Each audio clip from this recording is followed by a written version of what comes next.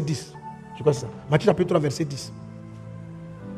Péretz a porté l'héritage. Mais qui est Péretz? Ils disent là que non. Matthieu, ou bien Matthieu 1, 10, un truc comme ça. Amen. Là-bas, on l'appelle, dans le grec, on l'appelle Pharès. Ça veut dire la même chose. Ça veut dire la percée. Péretz, ça veut dire celui qu'on n'attendait pas là. C'est lui qui est passé devant. C'est ça, Péretz. Le nom Péretz là. Donc, quand les anciens ont commencé à bénir Boaz, et puis on dit que Dieu te bénisse et qu'il donne à ta maison ce qu'il a fait Péretz là. C'est ce qu'ils sont en train de lui dire. Donc, parmi les bénédictions qu'on déclare sur la vie, il y a une bénédiction de Péretz.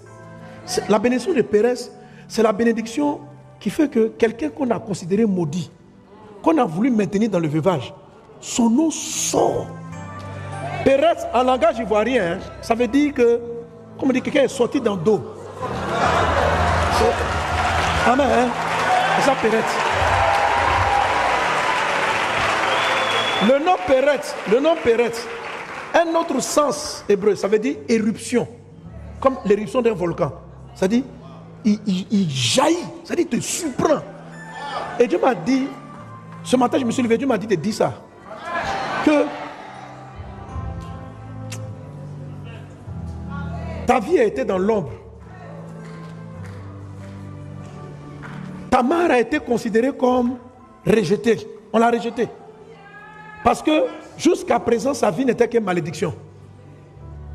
2 maris, 2 décès, sans enfants. Elle était comme stérile, incapable de porter du fruit. Mais lorsqu'elle a eu Péretz, son nom est cité. C'est-à-dire que quand on cite la généalogie de Jésus, donne-moi la généalogie de Jésus. Quoi, c'est Matthieu 1, 10 là, non? Donne-moi la généalogie de Jésus. Il a dit, Judas engendra de Tamar Pharès. Pharès, maintenant, c'est le nom Péretz, traduit en grec. Amen. Et Zara c'est Zérak. Pharès engendra Estron. Donc ça, c'est la généalogie de Jésus. La généalogie de Jésus. Jésus vient de Péretz. Que la faveur de Péretz soit sur ta vie. Que la grâce de Péretz soit sur ta vie. L'Esprit Saint qui m'a dit de déclarer sur toi, je le déclare et je le prophétise. La grâce de Péretz va te faire sortir de la malédiction, du veuvage, de la stérilité, et tu vas connaître une irruption brusque. Péretz, ça signifie la brèche, ça signifie la porte qu'on ouvre dans le nom de Jésus.